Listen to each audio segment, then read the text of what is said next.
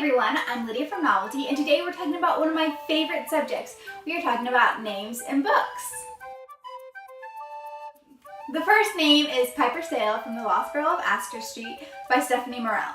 When I first heard the name several years ago, not in conjunction with this book, but just like a friend named their child, I was like, that is a weird name, and I didn't particularly like it, but over the years, it's really grown on me, and especially when I read this book, I was like, oh my goodness, it's such an adorable name. Yes, yes, yes. So Piper is now one of my favorite names, and this book is pretty cool too.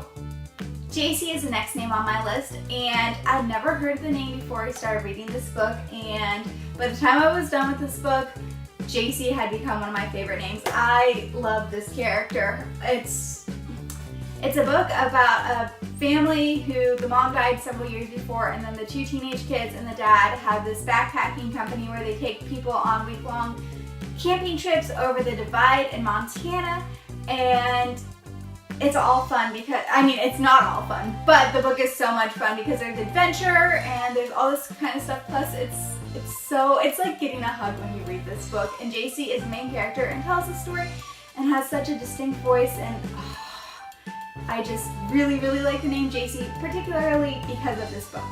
The Two Collars by Jerry Massey. This is the third book in the Bracken trilogy, and one that holds a really, really special place in my heart because I grew up reading it over and over and over again.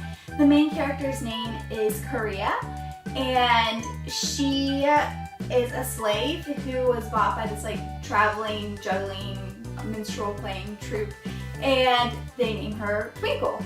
And all throughout the book, she's like, but my name's Korea. And they're like, no, you weren't named. Your name is Twinkle because we named you when we bought you.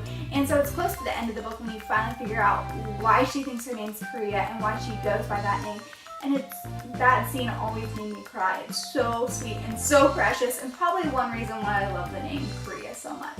Guys, the Viking Quest series. Oh my goodness, if we were giving points out for great series titles, then this one would get a huge thumbs up. But we're not, so we're just going to talk about the main character. Her name is Brianna O'Toole.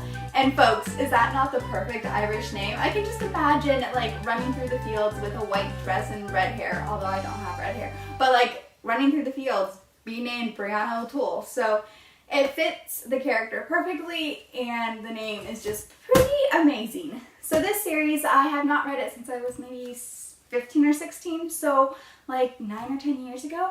But it was so cool because it's a really clean middle grade series about adventure and being stolen from your home and trying to get back and all that great kind of stuff, which would not be great in reality, but makes an epic book. So yeah, I totally want to reread this series sometime. And last but not least of all, we have the name that inspired this whole video. The other day when I was cutting grass, I was listening to this book on audio, and I just kept thinking her name is gorgeous. The books are Embassy Row by Ali Carter, and oh my goodness guys, the character's name is Grace Olivia Blakely. Is that just not the most beautiful name you have ever heard? Grace Olivia Blakely. And I'm not going to say a lot about these books because I want to do a whole video on them soon, but her name. And y'all should be amazed that I like the name so much because I don't even like the character, but her name is one of my absolute favorites ever. What are some of your favorite literary names? I'd be delighted to hear them.